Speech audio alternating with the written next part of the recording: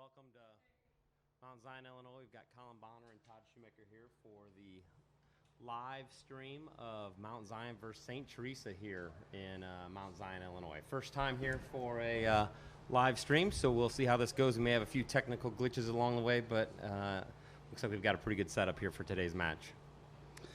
First YouTube broadcast, I believe. So looking forward to that. Hopefully you guys will get a good picture and hopefully you get some good audio. Yes, your commentator is Scottish and the other one is American, so that helps with the translation. We've got about maybe 8 minutes to kick off here. I think the teams are warming up and they'll be getting started here with national anthems in a second, and then we're getting ready to kick off in this Macon County matchup between Mount Zion Braves and St. Teresa Bulldogs.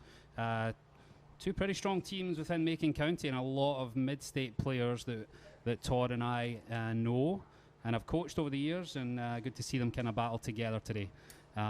Beautiful day here in Mount Zion. It's like a Scottish summer's day, and it's a splendid afternoon for soccer. Looks like Mount Zion's going to be in the red today. St. Teresa is going to be in the white. Both teams kind of finishing up warm-ups here. Mount Zion headed to the bench to get some direction from their coach, Coach Moore, and Scott Crawford. And St. Teresa finishing up with a little shooting drill hill, keeping the keeper warmed up before the match gets started today. Beautiful day. So we have Mount Zion Braves. They are 7-4-1 coming into this game. Against the St. Teresa Bulldogs, 8-3-2 coming into this one. St. T's last result was a loss to Riverton, a very talented team. 6-3 loss the other night. Mount Zion coming off the back of a 4-2 win against Charleston. Now, Todd, you've obviously seen a lot more of the Mount Zion team this season. Who's your standout players, or what kind of secrets can you share about maybe their formation, their style of play? For the Braves tonight as they encounter St. T. Yeah, I mean, I think, Mount Zion typically will play a 4-5-1 or maybe a 4-3-3, I guess some of us would think it's going to be. Probably start with Derek Austin up top is typically where they're at, but they seem to interchange with those wingers a little bit, so sometimes you'll get Johnny Oliger running up top as well, who, while we don't have a stat on it, I'm assuming is the leading goal scorer for Mount Zion. They'll play four in the back, two center backs, Brock Cannell, and then my son Jake Shoemaker will play center back. And I think their style is they're pretty possession oriented. They do have some speed up top, so they're not afraid to look for maybe the through ball or the long ball and try to catch the defending team maybe a little high or a little flat in the back line. But for Central Illinois soccer, they do a nice job with possession. Fantastic. Always good to watch Mount Zion play. Always seem to play the right way. They have Scott Crawford, again another former mid-state coach on the coaching staff there, along with Jonathan Moore, two very long-serving coaches from Mount Zion. You know how long they've been here? No, I would estimate probably 6-7 years. No, I think so, yeah. Seems right. So some stability with Mount Zion there, with their group coming forward. Have you seen much of St. Teresa this season, Todd? I have not. Obviously familiar with a few players. They have some nice wins. They did graduate a big senior class last year that took them to the state tournament, which was quite an accomplishment for Decatur School. So I'm, part of it's a little rebuilding for them, but they still got some real talented players. Fantastic season last season. I think that was a historic season for them. I think it was Davis Wegman's first year with the team coaching. Again, another former mid-state player and coach, and he took the guys all the way to the Final Four. I think they ended up third place. Yeah, not a bad way to get started with your high school coaching career, taking them to the state tournament. I mean, way to set the bar high. Exactly. So, but yeah, graduated a big senior class. I think we know a lot of those boys as well. So maybe a little bit weaker, at least on paper, in terms of last year. But still a very strong St. Teresa team, led by Edgar Onati, who's got 32 goals, I believe, for the season.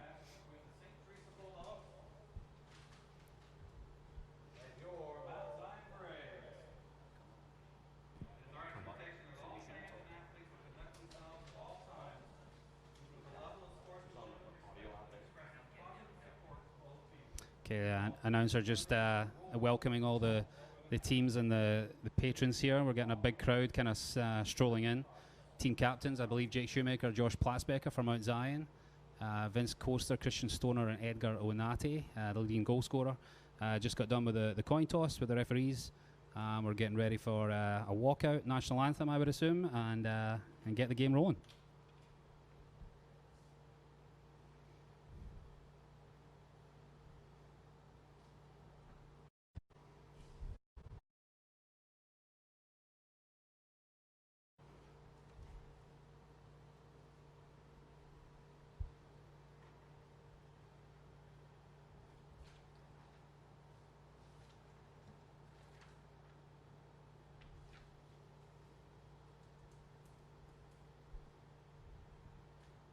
Yeah, it'll be interesting to see today, Colin, how the game develops. While it's kind of a hot, late September day here, 82 degrees. With high school soccer, there's no shortage of games. Mount Zion has a real heavy week with 5 or 6 games this week. St. Teresa's already had a game under themselves as well, so we'll see how everybody's legs and bodies hold up here. Going to be playing under the sun here at Braves Field.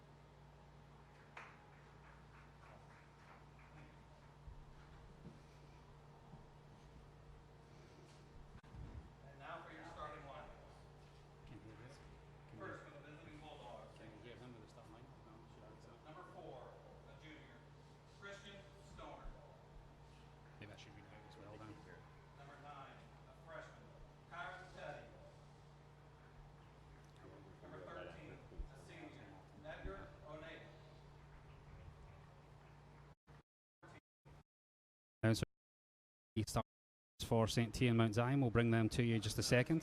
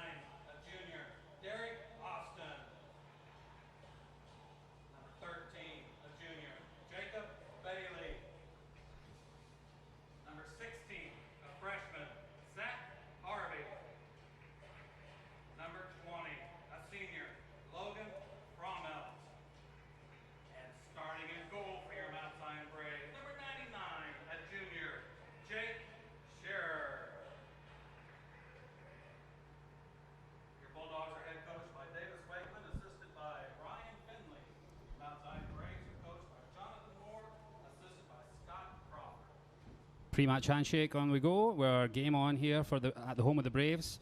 St. T team to start. We have number 1 Vince Coaster, number 4 Christian Stoner, number 9 Sharon Perry, number 13 Edgar Onati, number 14 Ethan Spain, number 17 Bradley Vandekar, number 18 Jace Height, number 20 Hayden Sheehan, number 21 Parker Warren, number 22 Colton Moore, goalkeeper, and number 25 Brandon Kureki. And for Mount Zion, we've got a very upperclassman starting lineup with number 1, Josh Platzbecker, number 3, Logan Shoemaker, Number 4, Luke Crawford. Number 5, Jonathan Alger. Number 6, Jake Shoemaker. Number 7, Brock Cannell. Number 9, Derek Austin. Number 13, Jacob Bailey. Number 16, Zach Harvey. Number 20, Logan Frommelt. And then starting in goal, number 99, Jake Shear. One freshman starting for Mount Zion.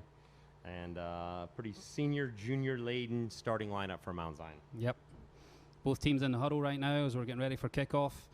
Should be a fantastic game here. 10 of the starting 11 for the Mount Zion Braves have been involved with Mid-State or do play Mid-State, and I think I counted 7 on the St. Teresa team again have been involved or play Mid-State. So we're familiar with a lot of these boys, and this is going to be a very good soccer game. They're going to keep the ball on the ground, and we're looking forward to it. Yeah, we've got 40 minutes on the clock, and looks like both teams getting ready to kick off. Braves going from left to right on your screen, with St. Teresa going right to left in the white away kits, and Mount Zion in the black and red today. And all white. Is that a new surface I see on there? Is that a new turf surface? No, Mount Zion put a new turf field here about 4 years ago. 4 years Replaced ago? the grass Okay. with new turf field and nice smooth play for the boys. Sometimes the ball gets a little bouncy, but I think most of the teams like to play on it. It's nice and fast. As we're getting ready for kickoff here. Looks like a new Braves logo, or maybe the red numbers. Maybe it used to be black numbers or something. Can't remember. Ball back to Colton Moore in goal as Mount Zion put the pressure on right off the bat here. 10 seconds into the game, and they're forced a turnover. But Vince Coaster takes control in midfield, number 1 for St. Teresa. Feeds it up to Edgar Onati, who's looking for space in midfield. Closed down by Logan Shoemaker. Edgar finds some space out wide as we settle into the game.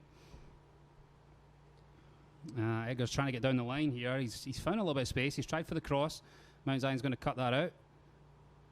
Number 13, I think, is Jacob Bailey trying to get a hold of Edgar Onati, but he's hard to get a hold of, but he stumbles over his feet there. And 2 players going down, actually. Logan Shoemaker also down, but here comes Edgar Onati again, trying to force the corner, and I think he does. So pretty good start there from Edgar, forcing St. T on the front foot, and they've forced the corner. Yeah, unfortunately for Mount Zion fans, they've seen too much of this this season already, giving up goals early in the game. So I think this is probably something Coach Moore and Coach Crawford talked about. Hopefully some of the captains talked about, not to give a goal up early. St. Teresa's pretty potent on the attack. They've scored a lot of goals this year. Mount Zion definitely does want to dig themselves a hole right from the start. Number 14, Ethan Spain, back for number 21. Parker Warren as Jonathan puts pressure on. It seems like they want to get the ball and then get it possessed, especially in these hot conditions. They've got some good soccer players to keep the ball. Derek Austin playing it back to Josh Platzbecker in midfield. Logan Shoemaker picks it up. He's kind of driving forward, but takes too many touches, and Jake Shoemaker has to dig him out of a hole there. Luke Crawford back to Logan Frommelt in the right back position. Finds number 16. Zach Harvey. Oh, that's Zach Harvey, yeah. Getting his first touch on the ball as a freshman Didn't today. recognise him in a Mount Zion uniform. There we go. Zach Harvey in midfield, a freshman starting in midfield. Very talented player. Very young player. He's a very young freshman as well, so good for him to get some starting time, and I believe he has been starting quite a bit for Mount Zion. Yeah, it looks like Mount Zion's gotten their first foul call on him today. St. Teresa free kick here from about the 50-yard line. We'll see what happens with Christian Stoner serving this ball in. See what the play is here. And we know Christian's got a good service, and he's going to. I bet he wishes he was up there himself to get on the end of it. He's about 6'3", 6'4", I think, Christian Stoner now. Probably one of the best ball winners on the team, but stuck taking the free kick here today. Has a weapon on the throw-in as well, if we ever get a chance to see that today from St. T. Mount Zion kind of possessing the ball, trying to build out the back. Jake Shoemaker has it in the centre-back position. Finds Brock Cannell, a very talented player out of Arcola, playing it wide. Who we got on the left side? Is that Logan? Logan Jacob Bailey with the ball. Jacob Bailey, Jacob Bailey playing left back. Ball played through here to our Mount Zion's right outside back, Logan Frommel, who's put kind of high here, and see what happens. Putting a little pressure on the backs for St. T. Luke Crawford picking it up. Nice skill, nice footwork to get rid of the ball and gets it into midfield. I wonder if Mount Zion are looking to switch the play here. Try and stretch the St. Teresa defence. Shoemaker finds that switch. Finds out to Jacob Bailey. Back inside, finds Logan again. Going through Logan Shoemaker as the pivot to try and to keep switching the play. But that went up to Oliger, but in safely into the arms of Colton Moore in the St. T goal. We are 3.5 minutes into play here, 0-0. St. Teresa had a little moment and had their little corner, but Mount Zion seems to be trying to get on top of the ball and trying to possess and build their way into the game.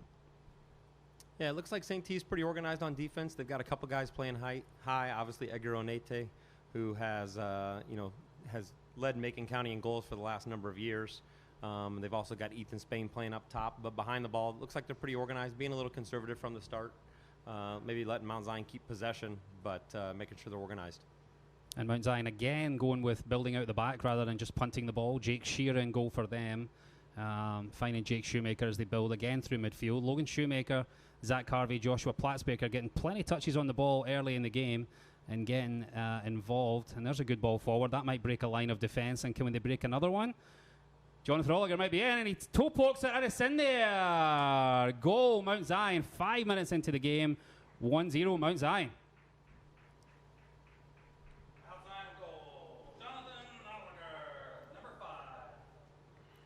Great start for Mount Zion. I think it came from that first pass through, maybe Logan Frommel breaking a line of St. T defenders or midfielders, and Josh Platzbecker playing the next quick ball. And Jonathan Olliger looked second favourite to get that ball, but he just had the outstretched toe just to kind of poke it past Colton Moore in the St. T goal. 1-0 Braves. Yeah, I think Jonathan Olliger's, a lot of his goals will come this year. Just his determination and, pretty physical player. So sometimes when you don't think he's going to win the ball, he's still the first guy with a touch on it and can finish. Yeah, definitely wasn't favourite to win that ball in my opinion, but he managed to get there. And this is another chance for Mount Zion as they look to turn the screw here, but it's coming out by St. T. They've Hayden Sheenan's managed to intercept that. Ethan Spain trying to play it forward. Logan Shoemaker with some fancy footwork and tight spaces. He's trying to get it to Logan Frommel, who plays it long. Jonathan Olliger battling with Christian Stoner, his mid-state teammate. As Sharon Perry now puts pressure on Joshua Platzbecker as Mount Zion play it back again and look to build again through the defensive line. Sharon Petty being St. Teresa's freshman who's getting a start, has several goals on the year this year and working hard over there trying to win the ball back for his teammates. Nice work to see that out of a forward up there. A lot of pace Sharon Petty has. He's also played a goalkeeper. We've seen him play a lot of goalkeeper, so very versatile player. As Edgar Onate breaks through, and he's got a chance for a shot here. Can he tie it up for St. T? That's you got to say great pressure from Brock Cannell there. Great defending, great recovery. Edgar Onate has pace. Brock Cannell gave himself a yard and managed to give away the corner and take away the goal threat for St. T there. Yeah, Edgar can definitely make something out of nothing. I mean, I think that ball probably should have been won about the 30-yard line, and before you know it, he's on the touchline there for a corner kick. Another corner for St. T, and it's a great ball in, and Vince had a run on it, Vince Coaster, and he was only maybe a yard off that. That could have been a free header, and we would have seen what Jake Shear was all about with that. But it's out for a Mount Zion throw on this left-hand side. Braves are 1-0 up early thanks to Jonathan Olliger's goal as they look to build now through Luke Crawford and Joshua Platzbecker, but that ball's too long and not angled enough from Luke Crawford, and that's going to go out for a goal kick to St. T. 7 minutes gone, 1-0 Mount Zion. Yeah, it doesn't look like any team really has much favoritism with the wind. We see the American flag blowing in the breeze a little bit, but most of the corner flags are pretty straight, so sun setting off to the west, so really no advantage probably for either team. Maybe the sun a little bit more in the goalies, St. Teresa's goalie's eyes right now.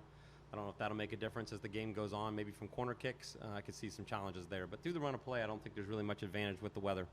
Jake Shoemaker bursting forward from defence. Logan, his cousin, sits back for him in there, but Jake can't find the penetrating through ball, and it's again into the arms of Colton Moore in the St. T goal. Yeah, to give you an idea, the weather conditions, we're sitting here with the hats and the sunglasses on, with the sun facing us right in the eye here. But great conditions for a great game of soccer. Jake Shoemaker winning the ball again. In defence, he's helped out by Logan Frommel, and that looks like it might be a foul called to Mount Zion for a foul there by Ethan Spain on Logan Frommel, as Mount Zion tried to build out the back again. Mount Zion looking reasonably comfortable as they try to build through, but St. T are a threat, especially with Edgar coming forward. They have Vince in there, Vince Coaster, they have Sharon Perry. They have pace, and they can break this Mount Zion line. So definitely a well-poised game here as Shoemaker looks for the long ball for Derek Austin, showing a lot of good movement up front. Christian Stoner goes up to win the ball, but fails, and Derek Austin tries to get through, but it's cleared by St. T. Parker Warren with the clearance there. Platzbecker picks it up midfield. Plays it wide for Luke Crawford. He's got a little bit of space, and he delivers a decent ball in there, but Colton Moore is wise to it. And again, Jonathan Oliger just showing his determination to try and get on the end of that, trying to make something out of nothing. Yeah, I would think it's not very often you can play St. T and keep them at 0 goals. So at some point today, you're probably going to see a St. Teresa goal. They've got the weapons up top to make that happen. And this could maybe be this it. Game Shiren probably trying to won't find be a 1-0 game at the end, I wouldn't predict. And they're looking for that all the time. It's very narrow from St. Teresa, but they were trying to find Shiren through Edgar and look for that pace as Mount Zion comes forward again. Jace Heights having to tuck in quite a bit here as Mount Zion are peppering the right side of the field here. They're coming down the right side quite a lot, and it's causing the St. T defence to get a little bit compact. Mount Zion might want to look for that switch a little bit more often. Vince Coaster winning the ball, captain for St. T. And he's lost out. Luke Crawford's got it. Maybe had a little bit more time than he thought. Christian Stoner clears, picked up by Derek Austin. Platzbecker trying to get a little flick on it. It's a little bit of head tennis there on the 20-yard line here as we're trying to get the ball down. Logan Shoemaker and Zach Harvey helping out. Derek Austin now has it, the number 9 for Mount Zion. Again, a little bit narrow, and it's just a little bit too narrow for both teams right now. They've got to get some width maybe to kind of create some space for themselves. Yeah, I'd say both teams probably have a little bit of nerves. Mount Zion hasn't beat St. Teresa in a number of years, so I know these boys are wanting to beat them. And, St. T goes down early with the 1-0 goal, maybe has them a little bit rattled, and everybody's got to get their nerves back underneath them, I think, right now. Bit of a grudge match, this one, Todd?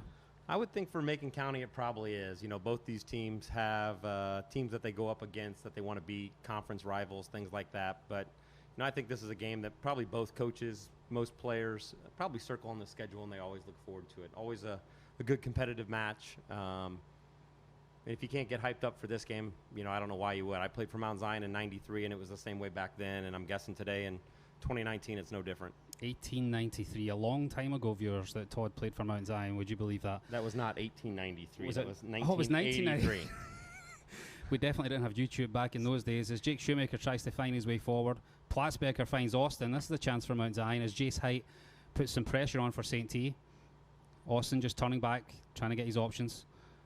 Goes back to Jacob Bailey, who finds a great ball inside to Zach Harvey, number 16. Can he find a through ball? He can't, but it's going to be a throw-in to Mount Zion.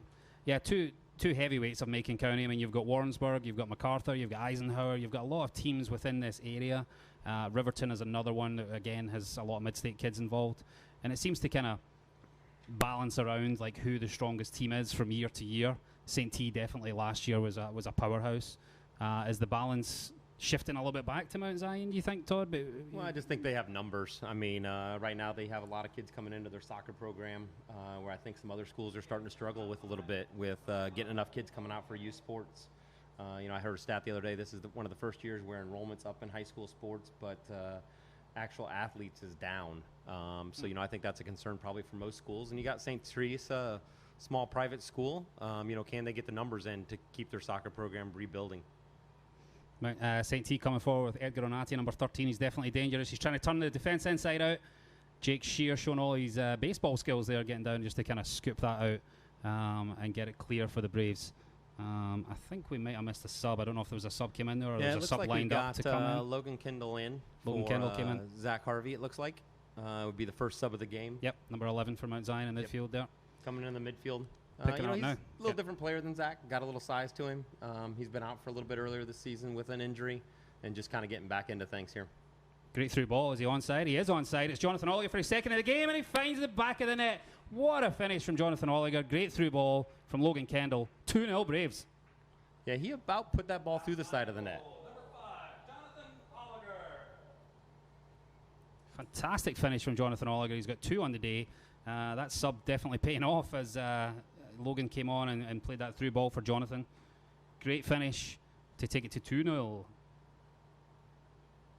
Yeah, I think, this is kind of can be a dangerous spot for Mount Zion. I don't think they've had the killer instinct so far this year. And, hopefully they can dig down deep. A few games, even last night in Charleston, they could have buried the game. Charleston went down a player, and Mount Zion was a little too casual and put Charleston right back in the game. So I think that's something that, trying to get to halftime with this score, or at least with a shutout, probably something the coach is going to want to be talking to him about halftime, is that intensity level.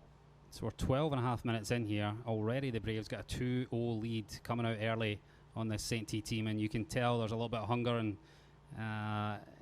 to try and beat this St. Teresa team, who do have a big target on their back from last year with that run as they come forward again. But Jake Shoemaker and Brock Cannell are going to be a hard line of defence to penetrate past. They do have the pace, but very experienced two players in the back there for Mount Zion. And it looks like Coach Wigman's maybe made a tactical change. He's moved Shiren Petty back to outside back. And looks like he's maybe pushed Jace Height a little higher. Or at least that's what I'm seeing right now. I don't know if they've just switched for the moment or if that's going to be a permanent change. Yeah, it looks like Shiren might be put back there to try and deal with the physicality of Jonathan and Derek Austin, who have switched positions for now. But Jonathan Oliger's definitely causing problems for the St. T defence as Platzbecker picks it up, lays it back, and Mount Zion will build again nice and patiently out the back, finding Jake Shoemaker, always playing with his head up, finds Brock Cannell. Not a lot of movement in midfield right now, so they'll just keep the ball moving around the back. They find Jake Shoemaker. He's got a midfield option short with Logan Shoemaker, who finds Logan Kendall. He bursts through a tackle, plays it wide. Looks like Matt Hatayama, number 12, is in for Mount Zion. Gives it away there, but Josh Platzbecker wins the ball back for them. Onto Jacob Bailey. He's got some space to go into, and he finds Jonathan Oliger, who's got even more space on the turn. And this is Jonathan Oliger on a hat trick, and he finds a good shot. Oh, just past the post. Looks like it took a deflection. That would have been a hat trick in, 15 minutes for Jonathan Oliger? That was close, almost. Folks. Maybe hard to tell from your angle, but bounced just wide off a deflection there. And looks like Mount Zion's going to get the corner kick on this. Big shout out to Scotland and all the viewers tuning in on YouTube tonight. I think Elspeth Bonner, Thomas Bonner, I believe Leslie Calderwood and Gillian Lewis may be tuning in for the game today. So we've got some international viewership today, Todd. Some of our most loyal fans. Yeah. As we get ready for a corner for Mount Zion, who are 2-0 up after 15 minutes. Great delivery. A kind of low trajectory there, and Josh Platzbecker will pick up the loose ends here. Vince Coaster applies the pressure. That's going to be picked up by Edgar Renate in midfield, number 13, who finds Vince Coaster, number 1. He's looking around. They really got to try and switch it here, St. T. And Vince was looking for an option to get out of the space, didn't have one, and turned back into pressure, and eventually gave the ball away. St. T just need to kind of ride the storm a little bit here and not concede for the next 5 or 10 minutes and try to find a way back into the game.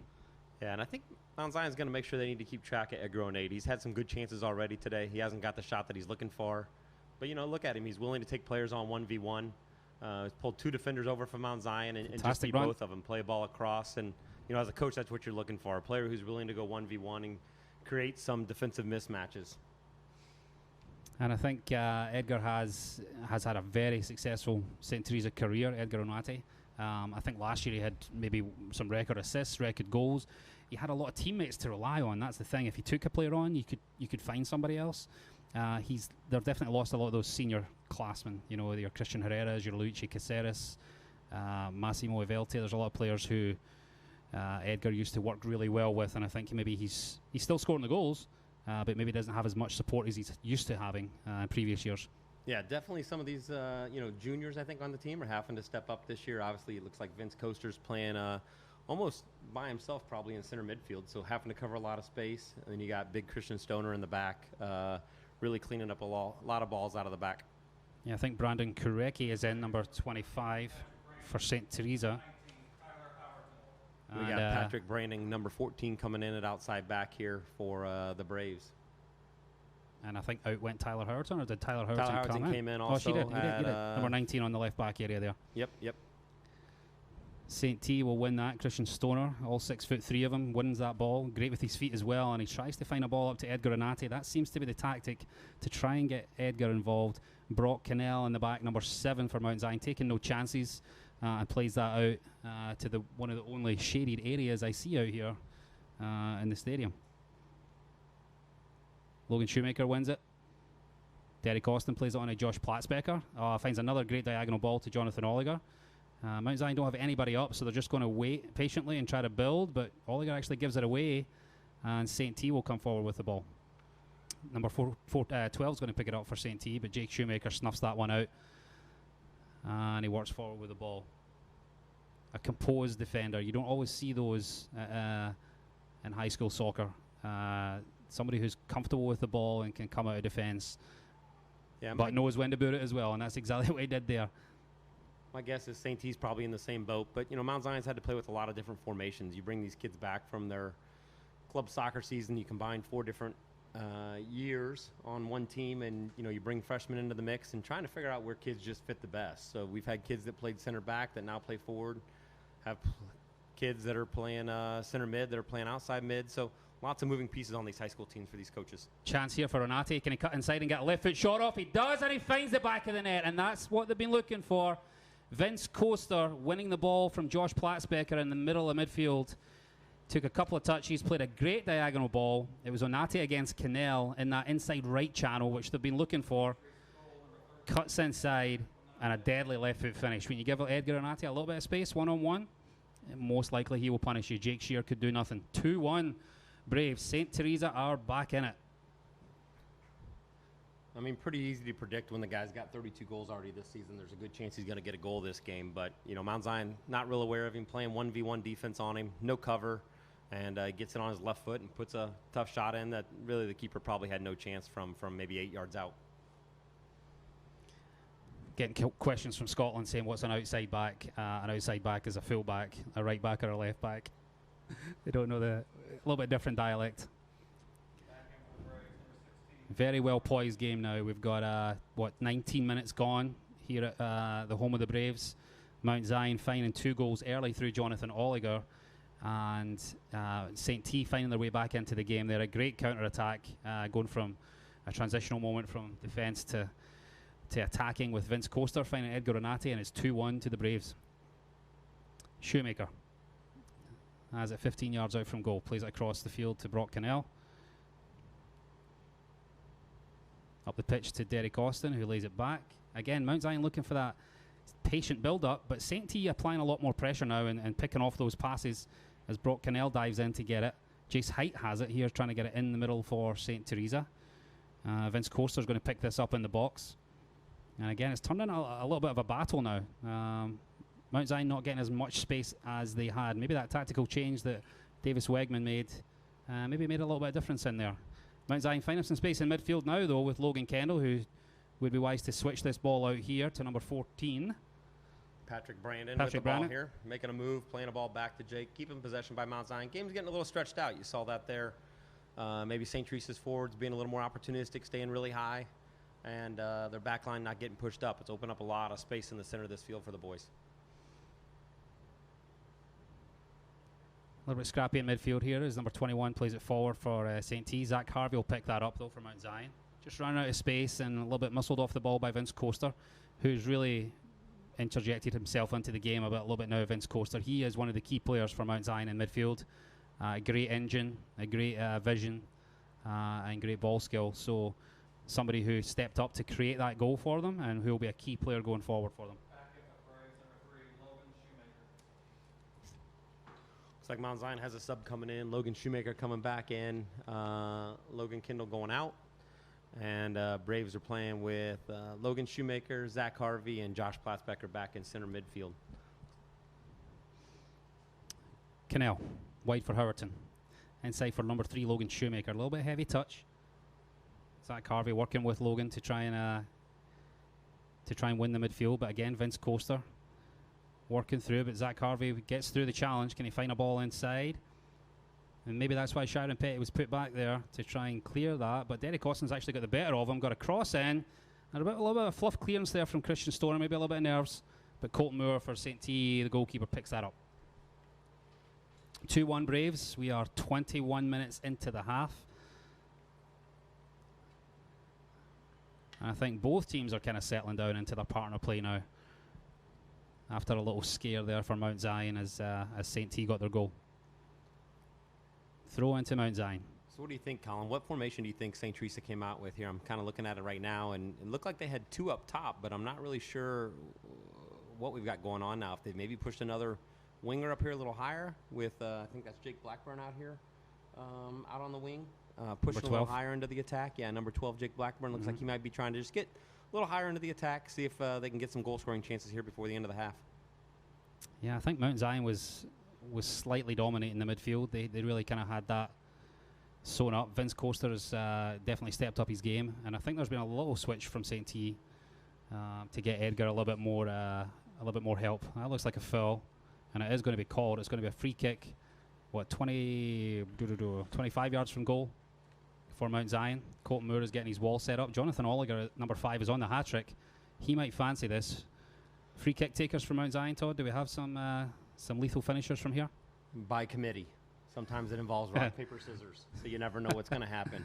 Looks like Jonathan might be coming back. I mean, Josh Platzer probably needs to hit that ball. He's 25 yards out from the goal, holds it a little too long. Here goes Platzbecker safely into the arms of Colton Moore, to the delight of the away crowd that are here. Pretty good crowd here at Mount Zion. St. T tries to break quickly, but Logan Shoemaker picks that up again. He's got some ability on the ball, but he runs out of play. He looked for the foul, getting nothing, getting no change out of the referee on that one. Just ran the ball out of play, just ran out of space. Vince Coaster, number 1, with the throw for St. Teresa. We got a throw here now from Mount Zion. Yeah, something to watch. St. T doesn't have a big bench over there. Looks like they've maybe got Billy Geis, freshman farm that I'm assuming at some point. Probably coach had intentions for him to be on the field. Looks like he's maybe sitting out today. And maybe only 4 other kids on the bench there. So it'll be interesting to see after a tough game against Riverton earlier in the week, is that going to start to wear on a little bit? We're going to see that. Haven't seen a lot of subs coming in over there. So it'll be interesting to see if that plays anything. Looks like Mount Zion's throwing maybe 3 up to come back in. So, having that advantage to throw numbers at them is a nice advantage. And Mount Zion's taking advantage of that. They're getting lots of subs in. It's a very hot day. There's we looked at the schedules earlier, Todd, and the schedule for Mount Zion, I believe, is a game tomorrow against MacArthur, and then another game on Friday in a tournament, and then I think Morton maybe, and then Glenwood on Saturday. So a game Wednesday, Thursday, Friday, Saturday just doesn't seem like you got to use your subs. I mean, you can't have these guys playing 80-minute games every day like that. Yeah, I'd say it's a brutal schedule for Mount Zion. I mean, I think it was great by Coach Moore to get him into the Titan tournament coming up. I'll stop you there, Todd. There's a chance here for Mount Zion as Austin Cross. He's in, cleared by St. T. Can they clear the danger? It's only half cleared to Joshua Platzbecker, but they seem to get it clear now, and Edgar Anati picks it up in midfield. He's kind of a one-man wrecking crew. We beat one player, and he's willing to run at and 2 or 3 more. He's past Logan Shoemaker, and he finds a great ball to Jace Height, and Jace Height takes a heavy touch, and Jake Shoemaker's there to clear up the danger. No penalty, no foul there at all. Jace was kind of half-heartedly claiming for it, but maybe he'd have been better served just to take that first time and try to get a shot at goal. That would have tied it up at 2-2. But St. T can't take that opportunity, and Mount Zion comes down the other end now.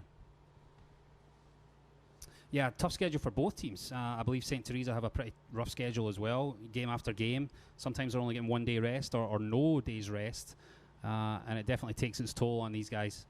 Long, tough season or short, tough season, should I say. A lot of games squeezed into a short season.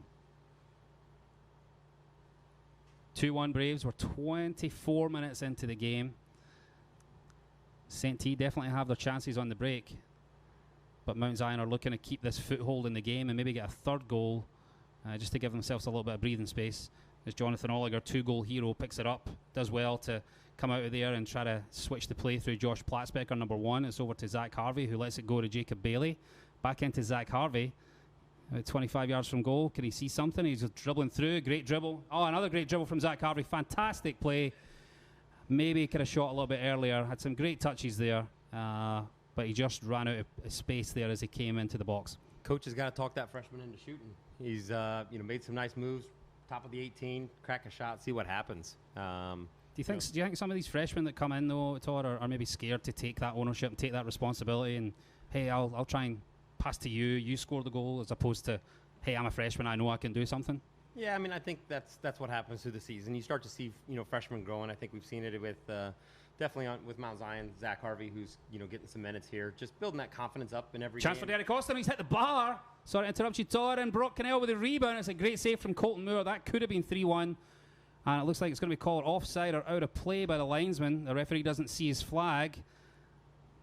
Edgar Anati's pointing it out to him. I think the ball might have been out of play, or there was an offside call. But regardless, Derek Austin, snapshot out of nothing from 20 yards off the bar. Rebound from Brock Cannell. Great save from Colton Moore. By Colton Moore. Looks like it was offside that was called. So Brock may have been offside on the play, or it may have been the next phase of play, I which think it was offside. the rebound that came out to the corner and called offsides on whoever tracked the ball down over there in the corner.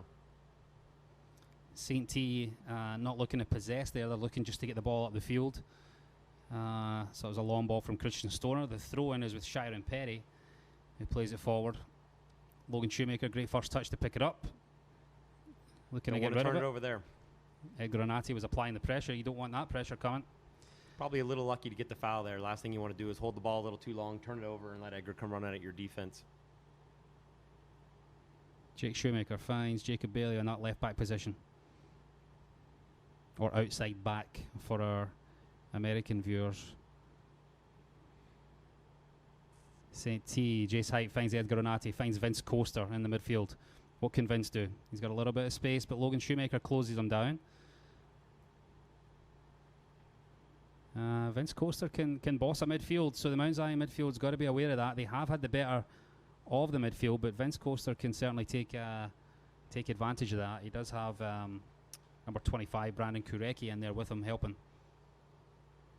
But it does seem like St. T's getting their outside mids higher, so they seem to be outnumbered in midfield. Those 3 Mount Zion against the 2 St. T. But Vince Coaster wins the ball again.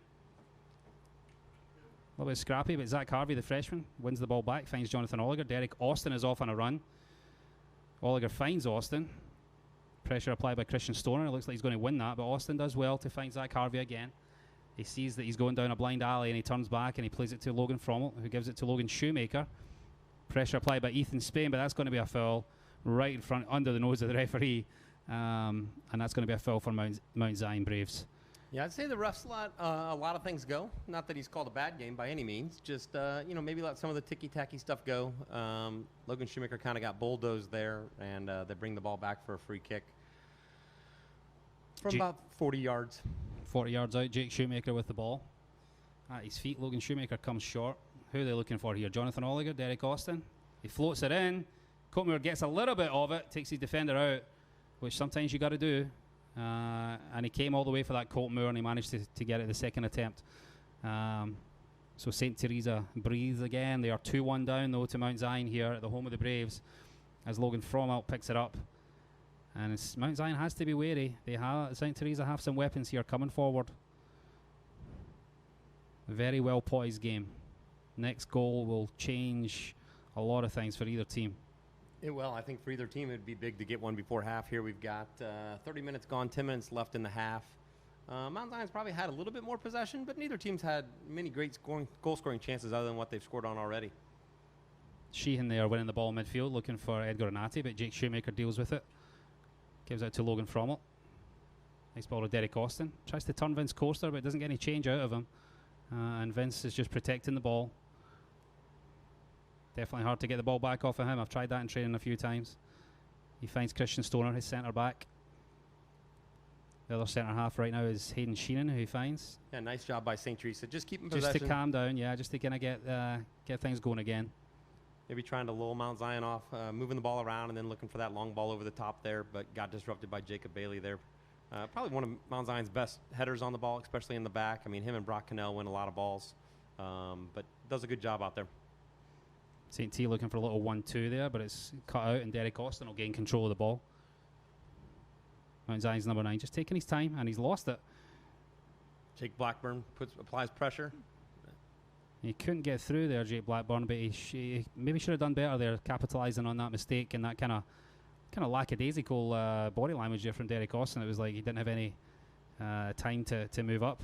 A great player, but just lost the ball there as Jonathan Olliger picks it up. Derek Austin a little bit sharper with that pass. Great pass to break a line to get Zach Harvey involved, and that could be a great through ball.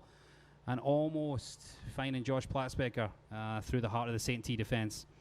I think if they would have found him, he's one of the most composed finishers in the game. I think that could have been 3-1 right before halftime. Yeah, it kind of seems like with the field opening up a little bit, we've got a few subs coming on here. There's just a lot of space in the middle, and maybe some kids on both teams holding the ball a little bit too long. Maybe keep the ball moving. I think most coaches would say, it's a lot harder to defend moving the ball. A couple guys holding the ball, dribble, not looking for those quick passes. Looks like St. Teresa's got a sub coming on here. Bradley Vandekar, number 17, looks like he's into the game. and Mount Zion have a couple subs come on as well. Looks like Logan Kendall back in the game, maybe Luke Crawford back in the game. And Luke Crawford it was that played it back there to Logan Shoemaker in midfield as they try to get another through ball through Jonathan Oliger, but Luke Crawford not on the same wavelength there as Oliger tried to play it through. I think it's a goal kick. Yeah, goal kick awarded to St. Teresa. 7.5 minutes left of the half, and it's 2-1 Mount Zion Braves. Yeah, and this is kind of the interchange you sometimes see from Mount Zion, where Derek Austin starts up top as the lone striker, comes out wide to the winger. Jonathan Oliger goes up top. We've got Stephen Allen, who subbed in a few minutes ago, playing the left winger, and just moving some kids around, looking for different opportunities and how they can have an impact on the game today. And there's a battle there. Edgar Onati going up against Jake Shoemaker, two of the senior classmen for both teams. A couple of old teammates back in mid-state days years ago. That's right. Yeah, Jake Shear in the Mount Zion goal hasn't had a lot to do, but that's not to say St. T hasn't threatened as they've came forward. They've had a couple of little half chances and they've had some possession in that final third, just not many clean-cut chances on goal for Jake Shear to deal with. As Vince Coaster picks it up in a corner. He's going to have to try and get out of it. Edgar Onati will help him out, and he gets past Derek Austin. Can he find a ball in? It's a looping ball. It looks like it's going to go out for a goal kick. Jake Shear will handle this one, and it's a goal kick to Mount Zion. 2-1 to the Braves. They opened the scoring with a, let's say, an opportunistic goal from Jonathan Oliger with a little toe poke, just getting there before the defender. Then followed up by another fantastic finish from Jonathan Oliger to go 2-0 up. St. T did hit back, and there's a chance for Mount Zion. This could be Jonathan Oliger, and he got a toe to it. Ahead of Christian Stoner helping his mid-state teammate up there as Colton Moore gets the ball. But St. T did get back into it with a great goal from Edgar Onati after a feed from Vince Coaster in midfield. So finally poised game here. Mount Zion 2, St. T 1. And you're saying Mount Zion hasn't beat St. T in quite a while, Todd. So this is it's definitely finally poised. There might be some nerves jangling there for some of the Mount Zion kids. Yeah, I would think it's been a few years. I mean, I got to think it's 5-6 years ago at least before Mount Zion beat. Somebody else might be able to chime in on that topic, but it's been a few years. Edgar Onati fighting for the ball. Logan Shoemaker in midfield also. Bradley Vandekar picks it up for St. T. Vince Coaster now plays it forward. Edgar Onati is going to try and get the throw, but it's going to be a Mount Zion throw, and Logan Frommett will take care of that one. Yeah, we haven't seen Big Christian Stoner's throw yet today, have we? I think We St. have not. Teresa's had a throw in down there, but I think they've been reluctant to pull him out of the back. It is a weapon. It's almost as good as having a free kick. I think we actually used it to our advantage in the club season and scored some goals from it. I remember one that came in the President's Cup actually right off his throw for Joshua Platzbecker to finish. So in teammates in the spring, but opponents in the fall. Foul call by the referee. Just inside the Mount Zion half. St. T will get the chance to float this in. They're not committing too many numbers forward, and they're not sending their tallest player forward, but Christian Stoner will try and deliver. They'll probably be looking for Onati and Coaster. Maybe Jace Height on the right side. Coaster it is who gets his head to it. Logan Kendall's got to deal with that as Vandekar gets a touch, and it's going to have to be cleaned up by Mount Zion, and I think Jacob Bailey made a timely interception there, finding Jake Shoemaker. Now out wide to number 17. Stephen Allen has the that's ball. Stephen Allen, okay. Stephen Allen out wide. Laying it back now. Logan Kendall has it in the midfield. Plays it to Logan Frommel. It's hard to keep a track of all these subs in and out. This is not something I'm used to growing up, Todd. Again, our international viewers will attest to this, that when we played, it was you had 3 subs for the game, and that was it. Once you get subbed out, you couldn't go back in. This system, I absolutely love. It's great to get freshness in there, get a lot more players playing as St. T tries to break through again. Mount Zion will be best served just to get rid of that and just kind of keep this tight for the last 3.5 minutes and maybe just go in 2-1 up. Mount Zion kind of on their heels here. I mean, St. Teresa's got a lot of attack here. Last thing Mount Zion wants to do right now is give up a goal. We got Edgar Onate, top 18, little rainbow kick there, and still keeping possession of the ball. St. T is so. Yeah. Oh, great shot from Onati. That is a wonder strike. I hope you caught that on YouTube. That is a goal, son. What a strike. Edgar Onati, we did say he was dangerous, and St. T has been pushing in the latter part of this half. And Mount Zion maybe didn't get out quick enough there as the ball kind of went negative or went positive for them. They didn't really push out. Onate was the most determined to win it. He just flicked it up for himself, turned, volley from about 25 yards, and what a strike. Jake Shearer really had no chance. He kind of caught him off guard. What a strike. Edgar Onate, 2-2. Yeah, beautiful hit, way to turn, power it through. And, Mount Zion just has to clear the ball there. They have plenty of chances to clear the ball. Don't get it out of the box, and, you leave it on a kid like him that close to the goal. You're exposing yourself to a goal. Pretty disappointing if you're a Mount Zion player, I think, right now. And these next 3 minutes are going to be pretty important. Can't give up another one. You've worked really hard to get to this point, and got to keep a little momentum here. Stop the momentum from St. T. And that's another big ball forward for Onate. He's on a hat-trick now too. So you've got Oliger with the brace for Mount Zion and Edgar Onate for St. T with the brace. So both players on a hat-trick. We could have to get 2 match balls, so they both go home with a match ball here. But Mount Zion maybe just relaxed a little bit at 2-1. Maybe had a look at the scoreboard and thought, 3 minutes left. Maybe we can see this out to half. We don't really need to push forward. St. T, on the other hand, pushed and definitely got into their final third and picked them off, really. What a strike. And now we've got 2 minutes 20 left in the game, in the half, sorry. And it's very finely poised. 2-2. Seen some great goals today as Jonathan Oliger gets past Christian Stoner in the corner. What can the number 5 from Mount Zion do? He lays it back to Logan Kendall, takes a touch. Can he get a strike away? It's a great tackle from Christian Stoner. Nothing called there as Stoner clears the ball. Luke Crawford might pick this up in midfield, number 4, and he does, and he plays it wide. Stephen Allen, good little ball in. Can he find anybody? Cleared by St. T as Vince Coaster gets the ball. And what's the ref called here? Offside, or is that a free kick? Dangerous play for high kick. Looks like Coaster used a bit of a high kick to get the ball there. So, yeah, a minute 40 left as we count down. Good position again for Mount Zion. A couple of boys leaning over on their knees here. It's a hot day. Getting a little bit tired here as we approach half-time. Yeah, this needs to be a shot here from Mount Zion. I mean, you're 30 yards away from the goal. You got a minute 25 to go. There's not a lot of space to play a lofted ball in here, but we played into the wall. And what a horrible free kick by Mount Zion. I don't know who did that. I don't know who that player is. I think it was Jake Shoemaker, number 6. We'll try to figure him out at halftime. You heard it here first, Jake. I didn't say it, he did. Yeah, a bit of a wasted opportunity, to be honest, there. Yeah, you've got a minute left of the half. It's tied up 2-2. Just get that ball in there, right? Make the keeper do something. Give yourself a chance. It can hit off somebody. Have a shot at goal. But they tried, I don't know, they tried to be too cute on that play. That's maybe something you try maybe a couple of goals up.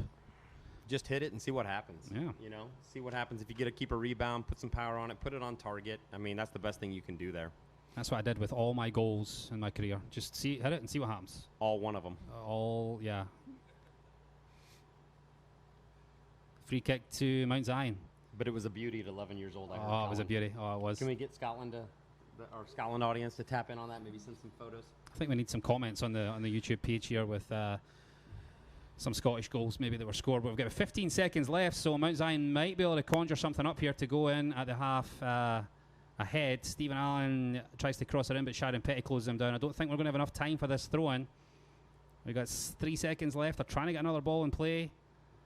And that's going to be time up. And what a game. What a half. Fantastic game of soccer. Tied up at 2-2. Mount Zion with all the early pressure, getting the early goal. Maybe settled the nerves a little bit through Jonathan Oliger. Then we got another goal through Jonathan Oliger as well. So 2-0 up, and the Braves were looking good, Todd. St. T, never count them out. Fantastic team. They've got some great players. There was maybe a little tactical change in there from Coach Wegman as well. And when you've got someone like Edgar Onate in the team, Vince Coaster in there pushing forward, Jace Height, they've got some fantastic players. Christian Stoner, they managed to get 2 fantastic goals, 2 great goals for St. T. Yeah, I think it's that killer instinct. I mentioned it earlier, and Mount Zion seems to not have it sometimes, and it's disappointing in games like this. You really hope everybody has the right mentality when they come into it. They understand the importance of it. The freshmen, sophomores, they may have some other chances, but some of the juniors and seniors may not. So this is the chance. You played 40 minutes of soccer, still tied 2-2, so both teams are definitely in it. I think Colton Moore's had to make a few more saves, but probably the 2 good shots St. Teresa's had, they're in the back of the net. Before you know it, you're getting it out of the back of the net and kicking off again. Yeah, and I think we mentioned that in the commentary that Jake Shearer, the Mount Zion goalie, didn't have too much to do. He didn't really have many saves, but St. T have hit 2 past them that he's had no chance with. So we're giving they gave a lot of space to Edgar on those occasions and managed to get the 2 goals. And it's what you do with the ball that counts. 2-2, it's tied up. Todd, are you ready for the halftime show? Are you going down there to dance? I would, but I think I haven't stretched out properly. I don't think that would matter. I'm getting some feedback here from Scotland. My sister Gillian Lewis said she remembers. Oh, I remember that goal, Colin. So the 1 goal that I've scored in my whole career. I'll tell you a funny story though. We always tell the kids, parents here, not to give motivational rewards to their kids to for scoring goals. Don't tell them you're going to buy them a McDonald's, or don't tell them you're giving them money. Right. You're trying to. Yes, you want to reward individual play, but you don't want to take away from the team. But that's what my dad would do. He would stand on the sideline, and I didn't score many goals. I was a defender, sweeper, a centre mid sometimes, a right back sometimes, and he would just jingle the money. He would just go in his pocket and jingle it. And be like, Colin, you jingle the money. Hey, you want to get a goal? Jingle the money. Next thing you know, we get a run from center back. Becomes the second striker. It's amazing how many goals I scored when he did that. And I think I scored 2 one game, and then I was on a hat trick, just like these 2 guys are here in this game. And the £5 note was flourished from his pocket. He would hold the £5 note up, which was a lot of money back in the day. And I might have been 11 or 12 or something. Didn't ever quite get that hat trick in that game. But yeah, that was my motivation to get a couple of goals. I scored a couple back in the day. Yeah, I think I had some. I was the leading goal scorer back in the day at 7-year-old soccer. I think I had 3 that season. So I was on fire, and I think our motivation was peanut butter parfaits, and they had to be 99 cents when we got them. Otherwise, Mom and Dad weren't going to splurge for the Dairy Queen after the game. So. What is it these days? You coach a couple of mid-state teams, Todd. What is it these days that the girls and the boys are motivated by? Maybe they get a goal or 2, or what's the post-game place where they might want to go? Is it an ice cream? Is it something like that, or is it? I mean, I think you still have parents. Unfortunately, you have some parents out there trying to motivate them with money, and offer them kids money on the sidelines, which sometimes take away from the team atmosphere. Mm-hmm. So it's not something, it's something we want to try to discourage in most cases. Because even if you're a forward, doesn't mean you have to be a goal scorer. Today's modern soccer, goals come from a lot of different positions on the field. So motivator, heck, probably extra video game time. I hate to say it, or a new skin on the mobile phone. Yeah, on Fortnite, that might be the motivation. So I don't see a lot of it anymore. But from time to time, you hear that parent or the kid say, if I score a goal, my parents said I get $5. Yeah. So we don't see a lot of it. I think some of that mentality's probably changed over the years. That's probably a good thing. Like I say, we can laugh about it now. Back in the day, that was something that was thrown at me. But again, that was probably because I wasn't a goal scorer, as opposed to being someone who did score a lot of goals. But yeah, it looks like as we're watching the halftime show along with everybody else here at home, we're watching the coaches talk to their respective teams. Looks like Wegman's a little bit happier with his team. He is going through some tactical things with them. But to me, it looks like Scott Crawford and Jonathan Moore, the Mount Zion coaches, they're not happy. We can tell with their body language over there. The Mount Zion boys are definitely getting in the ear from them. I think they realised they had this game in a strong position, and they've given up a lot of space, and 2 definitely goals that could have been avoided, and I think that's what they're going over with them right now. Do not look happy over there on the sideline. I mean, that's the one thing in high school soccer. It doesn't take many chances, and they lead to goals, and teams got to recognize that. And when they have the opportunity to get the ball out of the back, and get reset and reorganize. Especially when you've got good goal scorers on the other team. And obviously, St. Teresa has a number of goal scorers today. It's been Egro Nate for 2 goals. Fortunately, Mount Zion, we got the same thing there with Jonathan Oliger getting 2 goals early. And it'll be interesting to see how both teams come out the second half. Does that second goal deflate Mount Zion? Are they a little flat, or do they come out energized? And maybe the break's good here for Mount Zion. Maybe St. T really had it on the Mount Zion end for probably the second half, or at least the final third of the first half. So it'll be interesting to see if these halftimes are a momentum burster by chance and changes the momentum. Unconfirmed reports coming in from Scotland that that goal you scored was a header. You missed it. You tried to kick it, hit it off your knee, hit the bar, then the back at the goalie, and in an absolute belter. Sounds beautiful. Well played. Probably the best goal I've ever scored in my life. Does that mean you assisted yourself on that goal? I think so. I got the assist. Is that a self-assist? Yeah, I got the assist and I got the goal. Yeah, so anyway, we're 3 minutes away from the start of the second half here. A little 10-minute break here for the high school teams.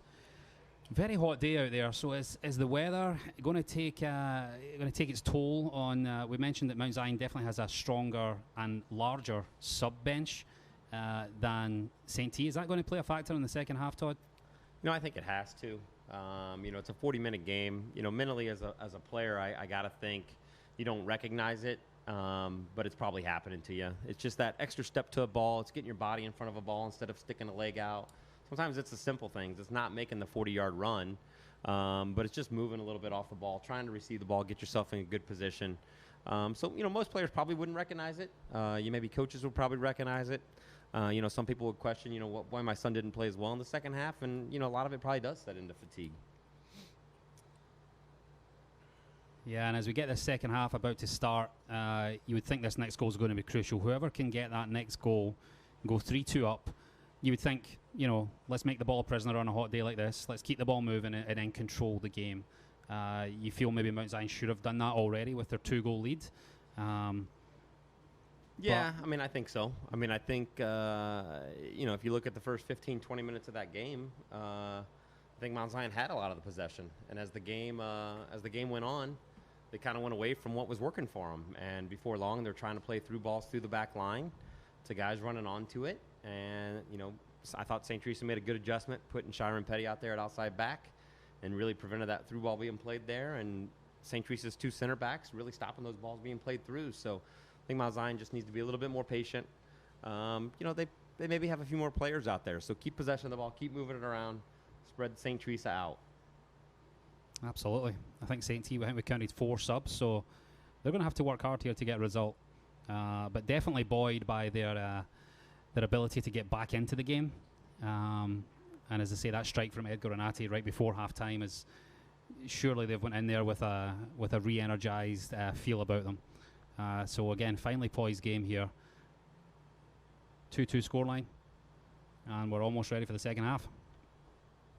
Yeah, so who does St. Teresa have next on their schedule? You got the schedule over there by chance? I do. St. T, they've got a game on Friday, I believe, is their next game. Who do they play? Columbia on Friday? Columbia. Yeah, they're playing down in the Glenwood tournament. Oh, they're in the Glenwood tournament also. Okay. So you guys are all down there. Is that down in St. Louis area or no, Chatham. Oh, it's Chatham. Glenwood. So, yeah. Okay. Maybe the Titan Invite they call it. Titan Invite, yeah. And they play Washington on the Saturday. Looks like you guys or Mount Zion play MacArthur tomorrow, but then you'll play in the same tournament on Friday, Saturday. Same tournament. Don't play each other. And then once we get through the season, where we tie things up like the middle of October, almost 12th of October, around about then. 15th of October looks like the last Mount Zion game, and then we're into postseason. Yep. Can Mount Zion, regardless of today's result, can Mount Zion make a run this year? Maybe inspired by St. T of last year. Can they win conference? Have they won conference in a while? No, they haven't won conference in a while. I think Mount Zion's conference got a little stronger. Muhammad got added to it a couple seasons ago.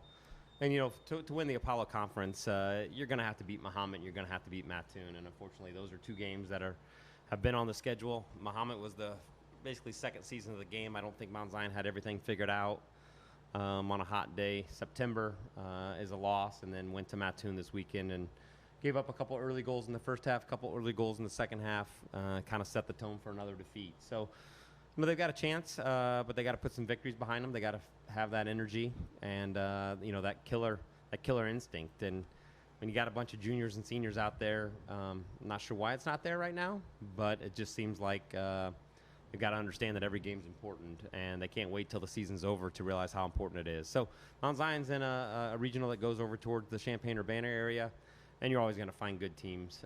You're either typically stuck in the Springfield Regional Sectional or over in the Champaign-Urbana, and typically playing a little bigger schools, and definitely some good competition. And they do have a lot of seniors. I'm counting, like, I think 7 seniors here maybe for Mount Zion. So, it's their last chance. I remember when my senior year in college as well, it was always something that you had in the back of your mind. It's my last season. Can we make a run at it? You tend to have that emotional, sentimental part of it as well. So we'll get going here with the second half. Tied up 2-2. Mount Zion 2, St. Teresa 2. We're all set for another 40 minutes here as Mount Zion gets the ball to start with. Just kind of passing it around the back 4 here. Jake Shoemaker, wide to Brock Cannell, out to Jacob Bailey. He'll try to find it into midfield to Derek Austin, but Christian Stoner steps forward. And you don't want to be in his way when he's coming forward. Tries to find a great ball down the line there for Jace Height, and just a little bit too much pace on it. Jace Height has to run out of play. Both teams kind of setting up as they did first half. Looks like a lot of the same starters. So we might see a similar pattern, and maybe it's down to the coaches to make those changes as we go through the second half. Maybe that's the path of the game. Who can change the game later? Brock Cannell plays it wide. Logan Frommel plays it into Joshua Platzbecker. Some good angled passing here from Mount Zion. Jonathan Oliger finds a nice little 1-2 with Josh Platzbecker. But that's going to be too long, and he's looking for the pace of Oliger, who actually might get in here. Defied the laws of physics, and can he get it across? And almost. Now, that was a great move from Mount Zion. I did not think Jonathan Oliger had a chance of getting that ball, but he out-sprinted the left back, got in behind, was on a hat-trick. Kind of just scuffed the shot there. Maybe a little bit more composure just to finish. But almost the goal off the bat. Here, we may have something to worry about in the spring. You may be getting recruited for the 100-yard dash or the 50-yard dash. That was quite a show of acceleration there to get to that ball and have an opportunity. I think he even showed when Platzbecker played the ball, he kind of, his head kind of went down like, I've overhit that pass. But it actually turned into a bad, good pass, I guess. Jake Shoemaker coming out now as the sun goes down behind the trees, giving a little bit of shade. Plays away to Luke Crawford. Nice pass into Zach Harvey, who beats his man.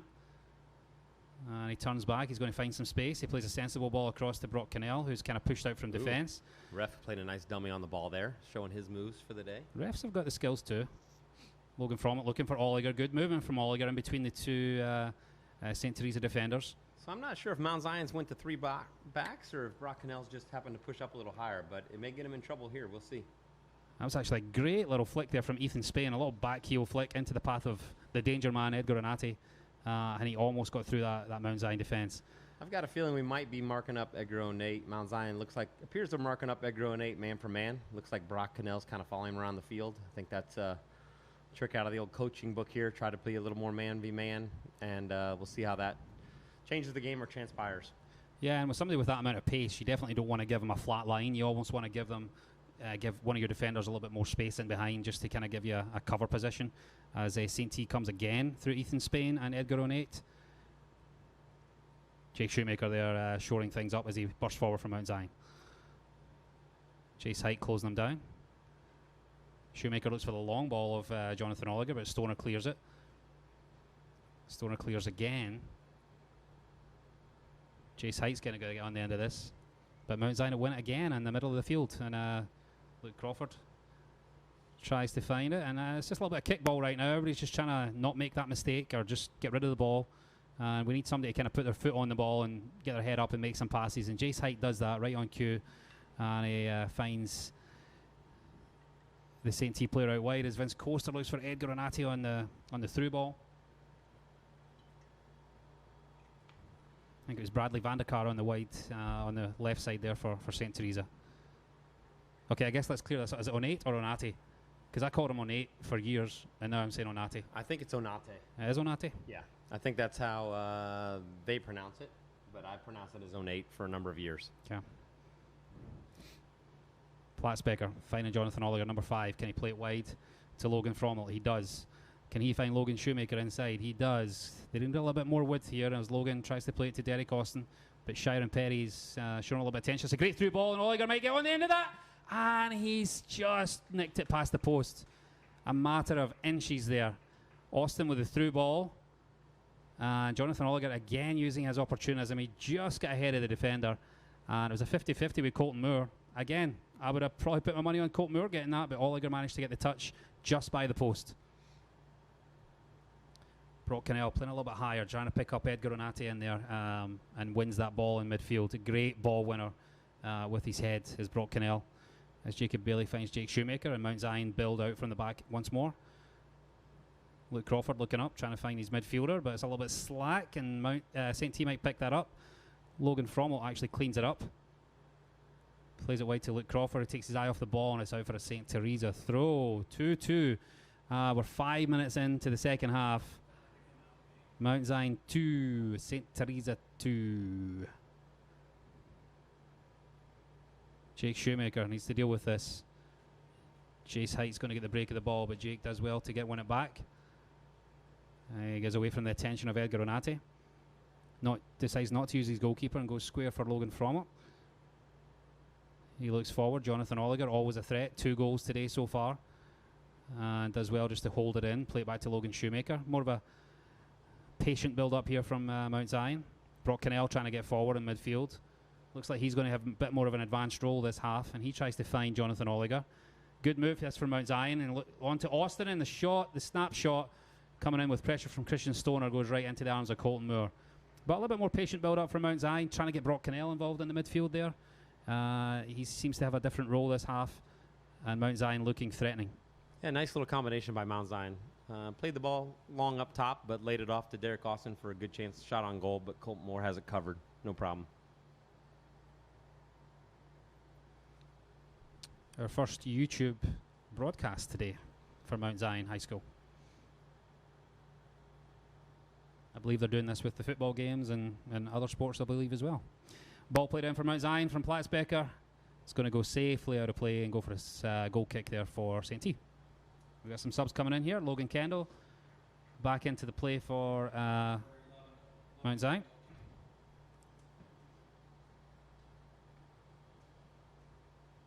Davis Wegman yelling some instructions there on the field.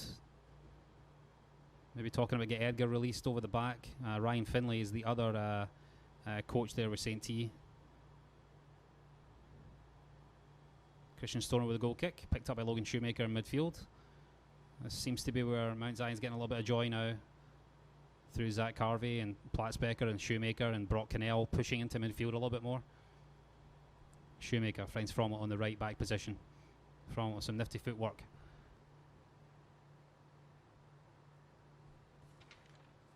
Parker Warren there trying to deal with that and gets out for a throw-in for Mount Zion.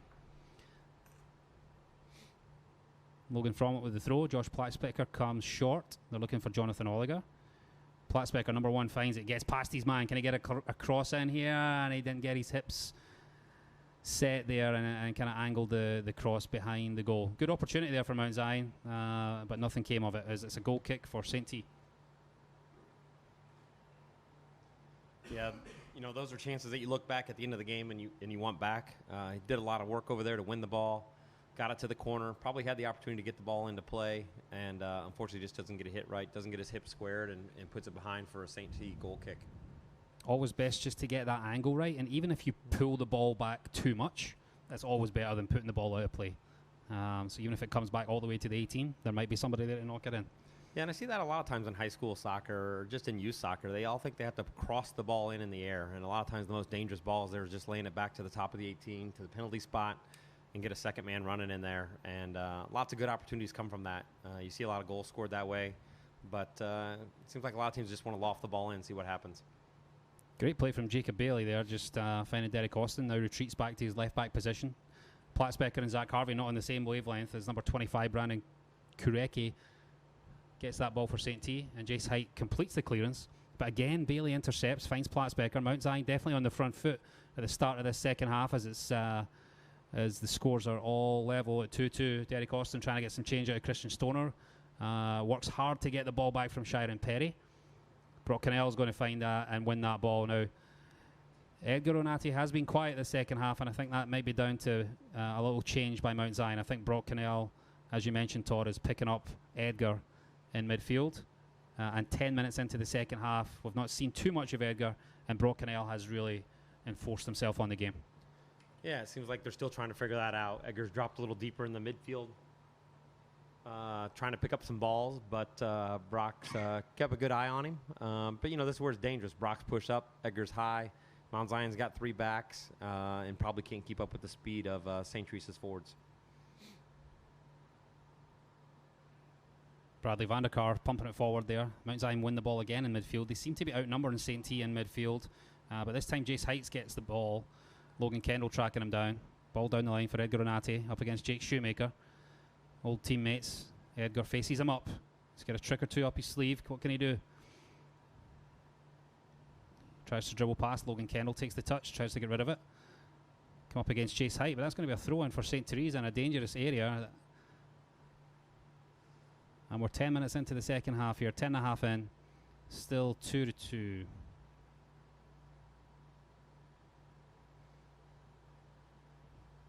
Kureki just mistiming his touch there. Sharon Perry picks it up in the right back position.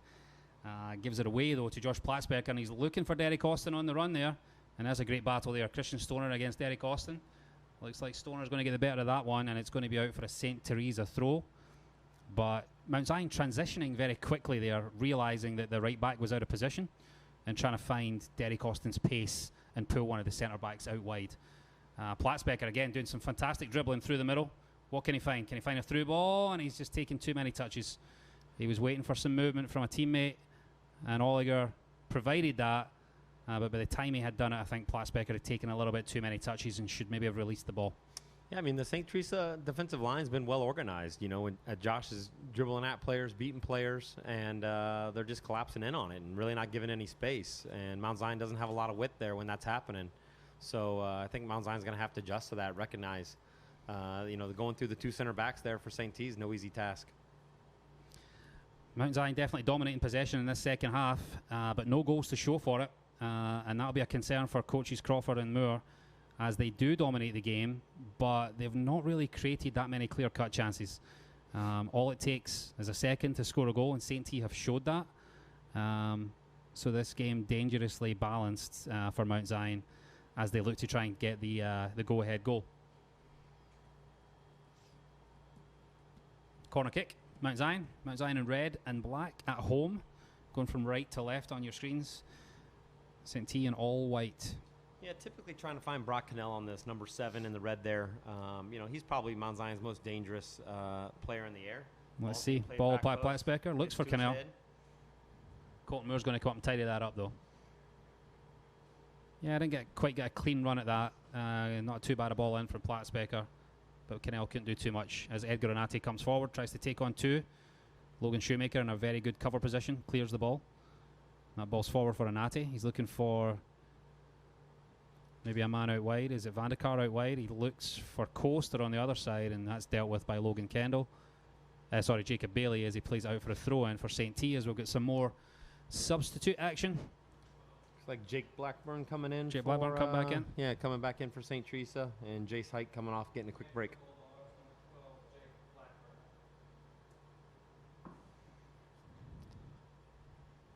So for all Mount Zion's possession, we're 13 minutes into the second half. No goals to show for it. Still 2-2. So still a very dangerously balanced match here. As Platzbecker tries to bring barge through midfield, and he does. Can he get past Hayden Sheenan as well? He's looking for support, and he has to turn back to get it. And he goes to Zach Harvey. What does Zach see? He takes on his man. And again, no options ahead of the ball or no movement ahead of the ball. So they go back and they go for the patient build-up through Bailey, now through Logan Shoemaker, almost at a walking pace right now as they look to find a gap. Self-imposed player timeout. Gets wide for Logan Kendall, back into Zach Harvey. Maybe just trying to pull a St. T player out or two just to try and find that space. But there's not much movement from the front 3 of Mount Zion. But Platzbecker will pick it up, and he's managed to face up against St. T. Defender Christian Stoner temporarily loses the ball but gets it back, and it's picked up by Logan Shoemaker. It's wide to Jacob Bailey. What can he do? A nice little move. Can he play a little 1-2 with Platzbecker?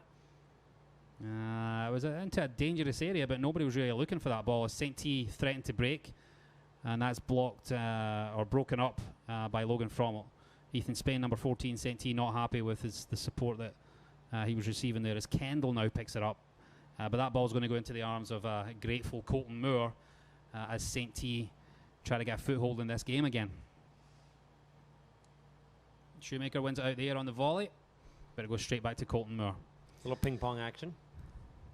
So good patient build up from Mount Zion. Looks like they're going to bring Luke Crawford in a minute. Do they need to change their approach here, Todd? Or they need to go a bit more direct? Do they need to get down the line? Seems like they're probing and they can't seem to find a way past this St. T defence. And I've seen it many a time, and St. T might come forward now and they might get the chance to score. Anate in and out, and it's cleared somewhat unorthodoxly by Jacob Bailey. But that's all it takes. Mount Zion do have the ball. They are possessing the ball, but they're not really creating. And St. T gets their chance and get a corner out of it. Yeah, it seems like just the transition from Mount Zion's been too slow. I mean, letting St. T get back and defend, and seems like they need to get numbers up a little bit quicker. And you know, I don't know if I'd say a long ball or a counterattack, but just be deliberate in the possession. And it's just too slow and too easy to defend. St. Teresa's too good a team to lull them to sleep, I think. Also in the transition from attacking to defending as well, like St. T seemed to kind of break on them really quick as that ball's played in by Onate, cleared by Brock Cannell. Platzbecker trying to complete the clearance, but Christian Stoner's just going to be too strong for him, and he'll play that wide to Shiren Perry. Wins the ball back after his own error, and Platzbecker looks like he might have wanted to throw there. He should have wanted to throw, yep. And it's a Mount Zion throw in, close to half here. We're about 16 minutes into the second half, and it's tied up 2-2.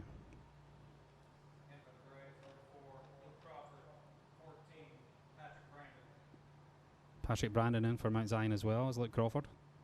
Coach Moore and Crawford just kind of freshening things up.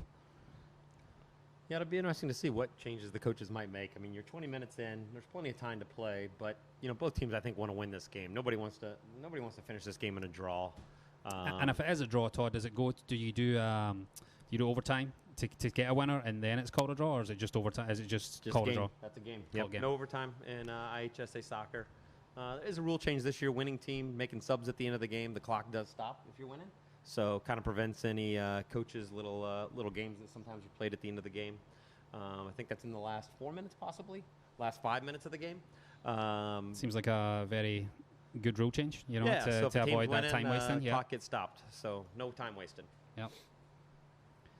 Little 1v1 here from Vince Coaster and Johnny Oliger. Vince plays the ball forward but knocks it out of bounds. Braves throw in here about at the half line. Yeah, different rules for different. I mean, you look at the college game, and then you look at high school IHSA, and then you've got club soccer, and you've got youth soccer, and even within club soccer, the different organisations that have maybe different rules.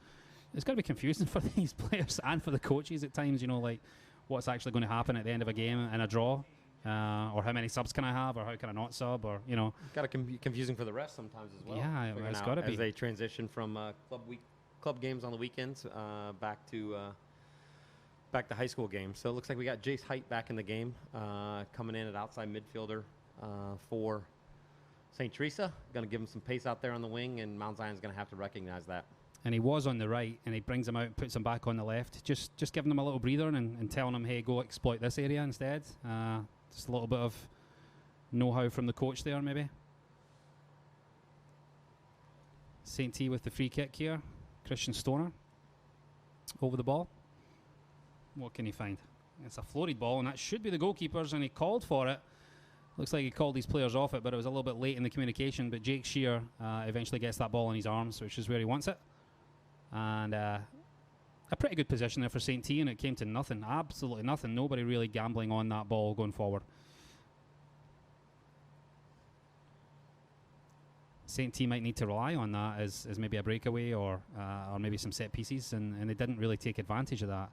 A good opportunity to get the ball in the box. Still 2-2 here in Mount Zion. Beautiful day for soccer, or football, for our Scottish viewers. There might even be some English viewers. Who knows? Coach Seth might be watching this at home. Luke Crawford lays it back to Jake Shoemaker. He's going to find Derek Austin. He's going to feed it back into Luke Crawford. Good ball movement from Mount Zion as they look to get forward. Joshua Platzbecker picking it up. Plays it in front of Logan Kendall, trying to encourage him to go forward. But that's intercepted there by number 18, Jace Height, on the left-hand side. And it's going to be a throw-in for Mount Zion. We are halfway through the second half as Tyler Howerton comes in. Number 19 for Mount Zion in at left back now.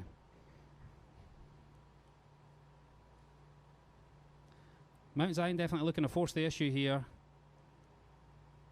as they get another throw-in up the field. And is that Hayden Shoemaker, the ball boy that I see over there? I'm not sure who that is.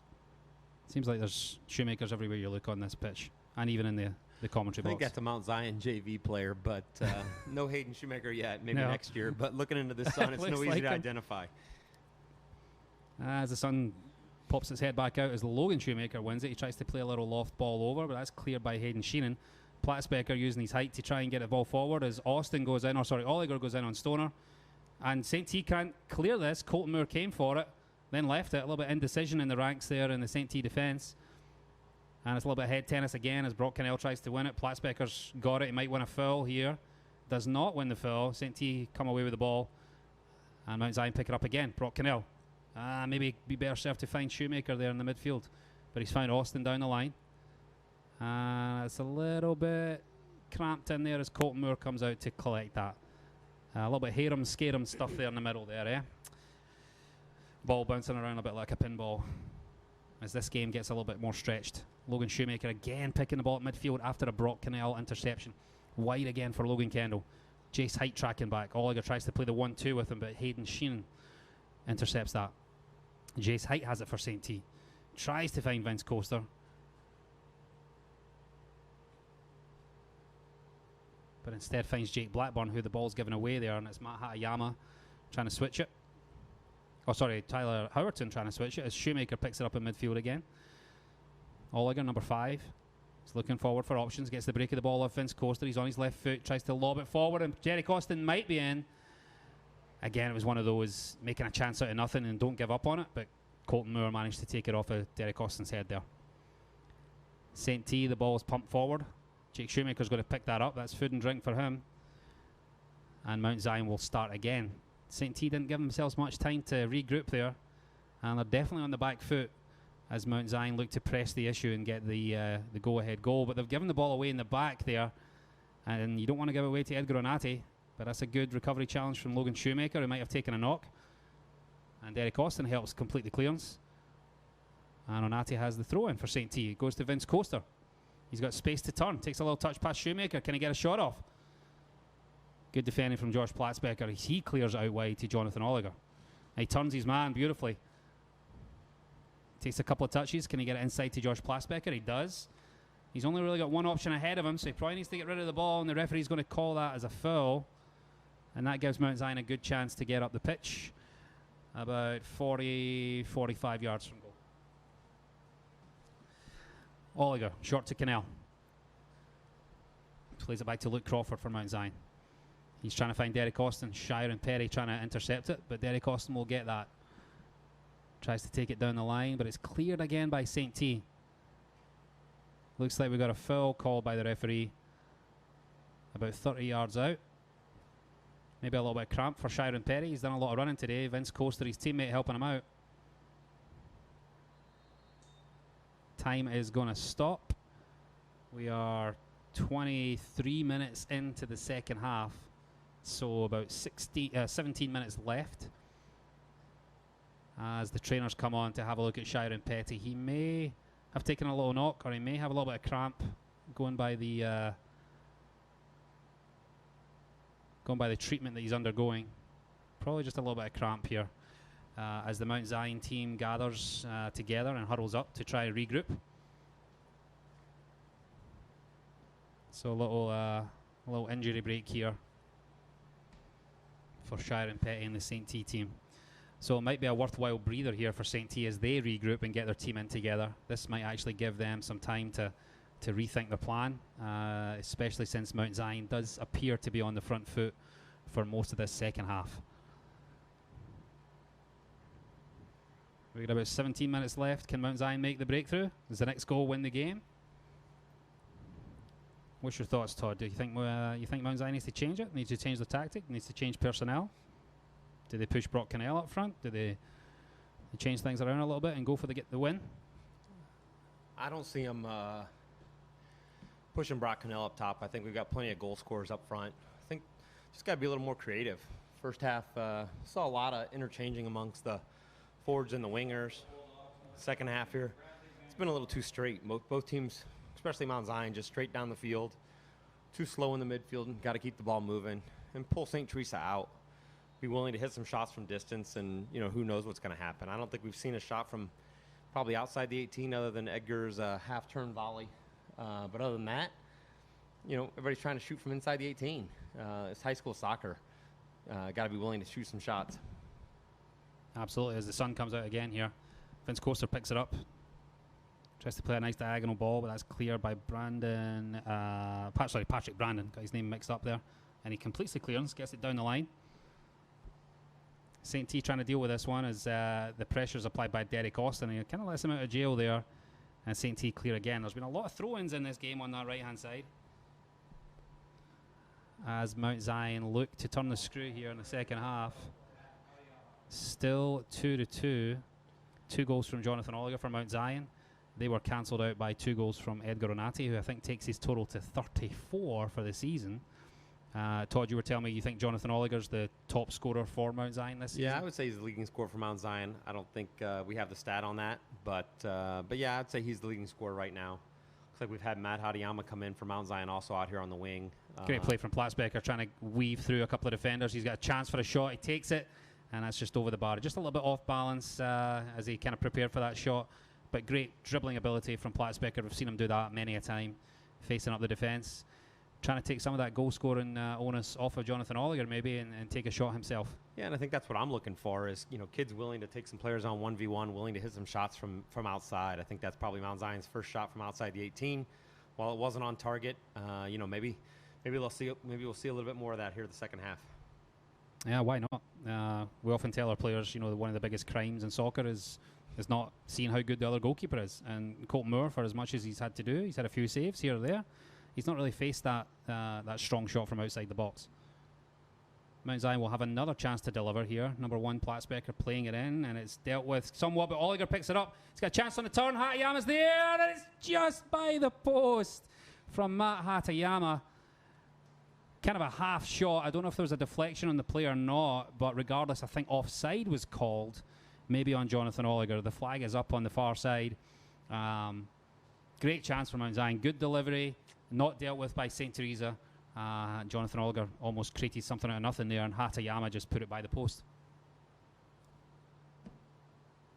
Set pieces. They can have an effect on a game. That was a set piece for Mount Zion that almost paid off. We've got about 14 minutes left of the game.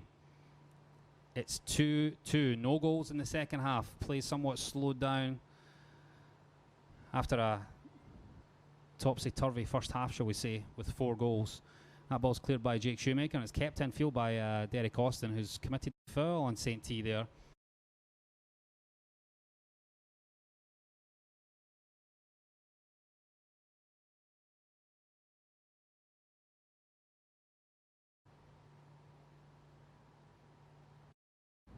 Christian Stoner's over the ball.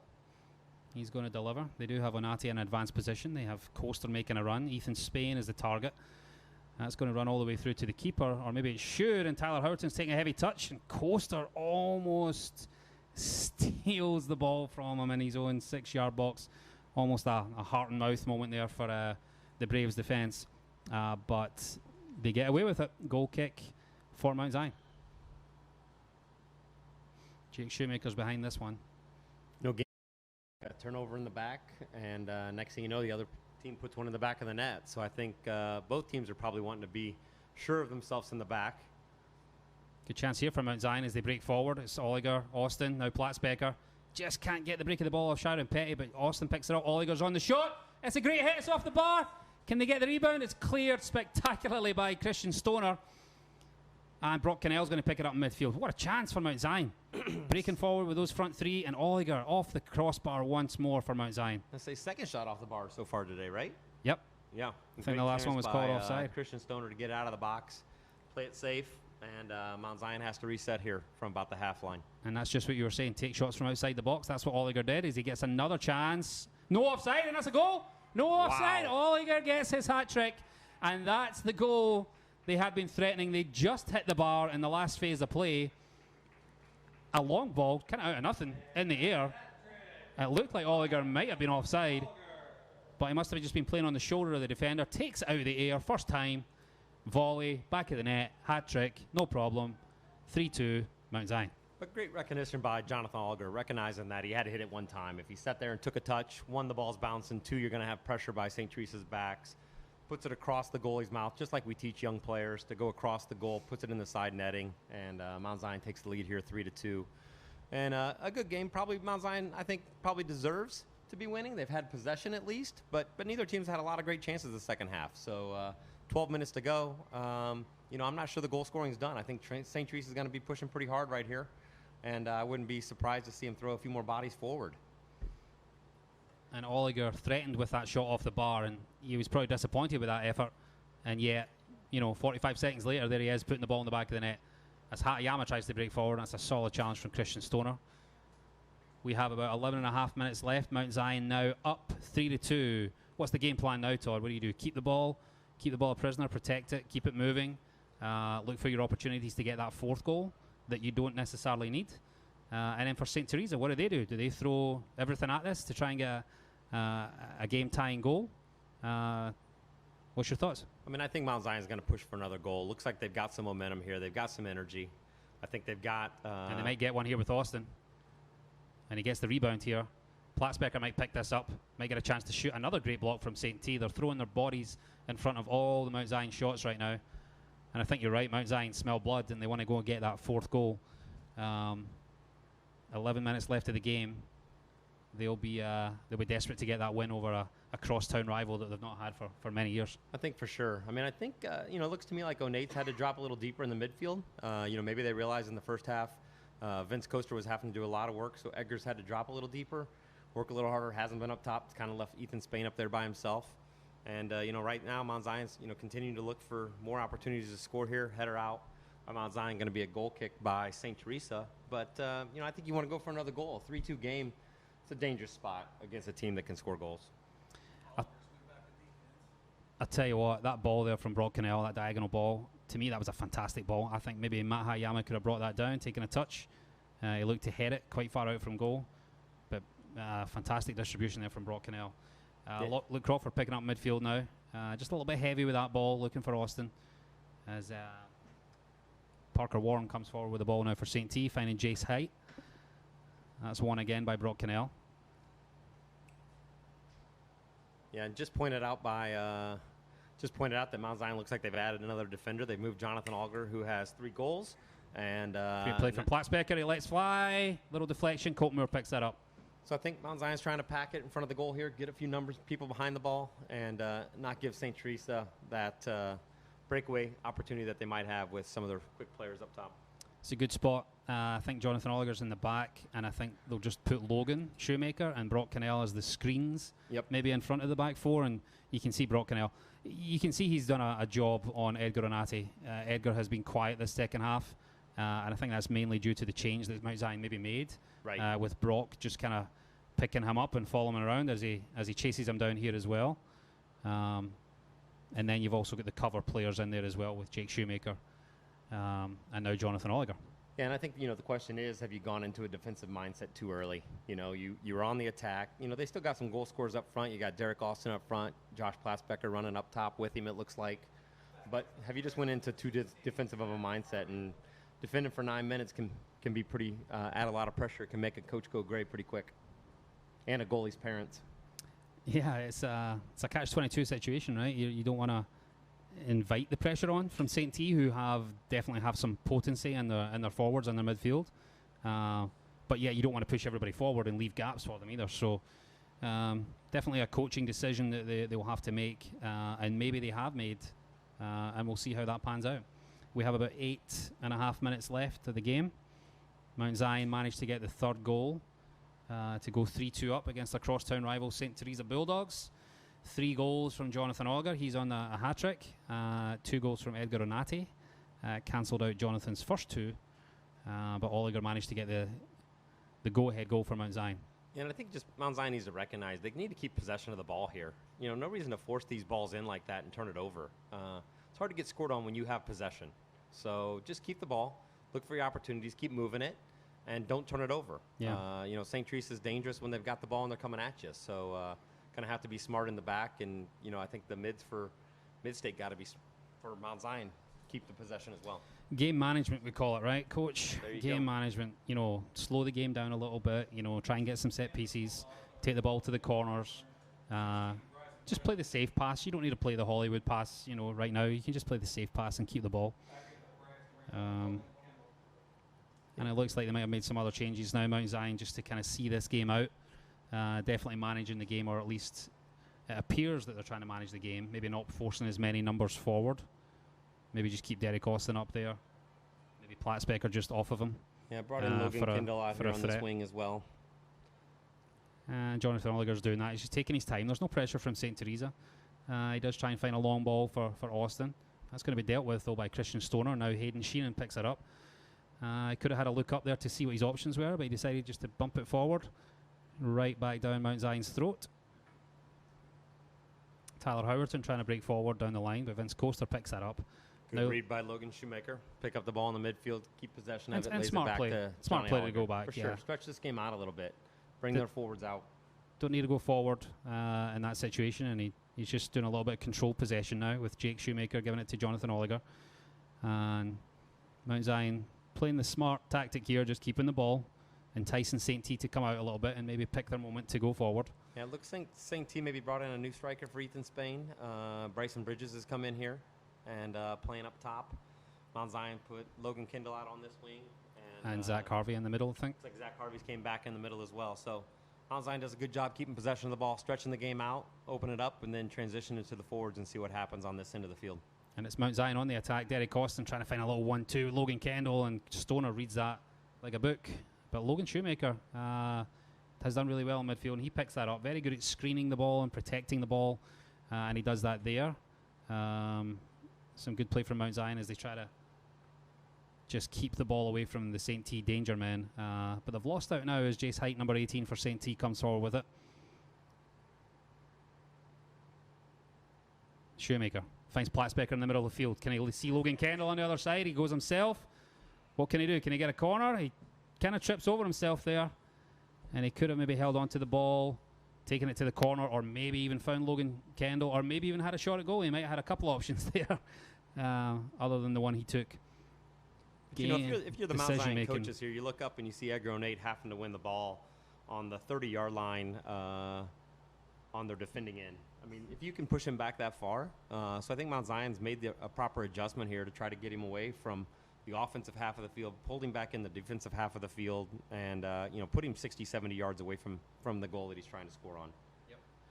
Looks like St. Teresa's maybe throwing Shiren Petty up top to try to add a little bit more pressure, so I think those guys are going to have to recognize that. He's got a lot of pace up there as well, as Ed Granati does win the ball, but he wins it so deep. He's got to do it all on his own. He's got 4 Mount Zion defenders ahead of him. He's going to get the free kick there. Wow. Smart play from him to try and get something out of that, but he might have sold the referee a dummy there with that one. That was he kind of went down an alley and just fell on the ball. That was a bit suspect. But sometimes that's what wins you the free kick. He was up against 4 Mount Zion defenders, so he couldn't go anywhere and kind of turn with the ball. Now we've got 4 minutes left. It's 3-2 Mount Zion, but this is what St. Teresa's looking for, right? They're looking for a set piece. They're looking for something where they can get something on frame. Yep, we got Edgar O'Neill over the ball. And Edgar's going for his hat-trick too, and he takes the strike. And that's safe hands from Jake Shear. Sigh of collective relief around the home of the Braves here. For sure. A little 4v1 defending there for Mount Zion. Jake Shear's just going to punt that out of the field. We have about 3.5 minutes left, so you can see the urgency from St. Teresa here now, trying to get another player into the game. Looks like they're taking Shiren Petty out, who was put up front. So I wonder if Vandekar is going to go up front as well for these remaining 3 minutes. They give it to Stoner for the throw-in, who does have a weapon of a throw-in. Let's see what he can do. He tries to find Coaster down the side, and it's a little bit of a mismatch. He's got past Tyler Howerton, and it's clear by Oliger, the hat-trick hero, who's now back in defence. And with 3 minutes remaining, we've got a corner kick, St. T. Are you feeling okay, Todd? I'm guessing if we could see the Mount Zion coach, they might be chewing some fingernails over there. And somewhat bizarrely, Sharon Petty is now back in for Fatica. That just switched. That I don't understand that. Here comes the corner kick from Jace Height. It's a good delivery. Vince goes to the free header. Jake Shear has it. And it's played over the bar from Christian Stoner. Oh, and Jake Shear gets a little celebratory hug and high five from a couple of teammates as he made the save. Vince Costa with the free header. Great header. Half cleared by Mount Zion, and Christian Stoner just put the ball over the bar on the rebound. I mean, that's what you're looking for. When you're playing a team that's as good as you're looking for your goalie to step up and make a save and, keep you in the game. And obviously Jake Shear just did it there. The game's almost at 2 minutes and makes a great save to keep the Braves up 3-2. Bullet dodged for sure, but here's another one coming. Looks like Stoner is going to line up the ball here where he's around the halfway line. And it's almost like every St. T player is forward. And he's going to play it in. He's looking for Sharon Petty. And the ball's bouncing around a little bit in the box. It's going to come to Vince Costa, who unleashes the left foot shot. That's going to go by the post. And Mount Zion's going to take their time to get this back and play a little bit of game management here. Yeah, this is where you wish you had a radio to the ball boys to slow things down a little bit. But they're sometimes a little anxious. They still have a lot of innocence in them. Mount Zion surely going to see this game out. There's a minute and a half left. We've got a goal kick here from Jake Shoemaker. They've done well this second half to get themselves and get their noses in front. They might be looking to Derek Austin to get them something here. And Derek Austin puts the pressure on, wins the ball back for Mount Zion, and this could be absolutely valuable for the Braves as they look to get a win over their crosstown rivals for the first time in a long time. 1 minute left on the clock. Platzbecker finds Logan Shoemaker. He might go for goal. He might just try to keep the ball. And he plays Zach Harvey, who finds Tyler Houghton on the left-hand side. And yes, they're just trying to keep the ball. Platzbecker has it again on the edge of the box. Plays it through to Logan Shoemaker. Will he go for goal? It's a great pass. Austin with a left foot shot into the arms of Colton Moore. And there's 42 seconds left on the clock. So there's still time now for St. T to get forward. Brock Cannell misses that one. A little bit of a frantic finish here from St. Teresa as they look to tie it up. Jace Height gets the ball there, but it's going to be out for a Mount Zion throw. And again, the ball boys are quick to get the ball to Mount Zion. And they probably won't be thanking them for that. We've got about 20 seconds left of the game now. Mount Zion with a throw in deep in their own half. Vince Coaster wins the header. Surely not enough time for St. T to get a strike here. It would have to be something special. We've got about 7 seconds left. 6, 5, and Platzbecker launches the ball, and that should be game for Mount Zion as Colton Moore clears it. And well done, Mount Zion. 3-2 to the Mount Zion Braves. What a game. Great game. Thoroughly entertaining. St. Teresa with a fantastic team, and more arguably the goal of the day from Edgar Renati. Fantastic goal. 2 great goals from St. T. And tying it up at half. But second half, Mount Zion did push to go on the front foot a little bit. Managed to get that Jonathan Oliger strike to get the hat-trick. And saw the game out. Managed the game after that and managed to get the win. Your thoughts, Todd Shoemaker? Yeah, I mean, great win for Mount Zion. I know it's one they wanted. Obviously, Macon County rival. Somebody who's had their number the last few years. Coming off their state championship, state final run last year. But great job to the Bulldogs. Lots of new players coming into positions maybe they haven't played. And obviously Coach Wegman's getting a lot out of these boys this season, having a great year. And, fortunately Mount Zion got their number today. But obviously going to be a force to reckon with as regionals and sectionals come around for these guys. Fantastic game here. Mount Zion moves to 8-4-1. St. T now 8-4-2. So very similar records for both teams. And a highly contested game. Great to see the friendships that these boys have. There's a lot of relationships that the boys have through high school and also through Mid-State Soccer Club, where a lot of them do play their soccer. So great to see that mutual respect. A lot of handshakes, a lot of hugs after the game. They know what it means to each other to win this type of game. And a fantastic advert for Macon County Soccer to get both these teams on the pitch, and a great game for us to enjoy. Five great goals and some great entertainment. For sure, yeah. I want to thank Mount Zion High School for inviting us to be on. Thank you for Billy Rocky for help getting this organized with Coach Moore, and all the other students helping put the production on. We appreciate it. Absolutely. This was a one-off, or not a one-off, but a one-time thing with the YouTube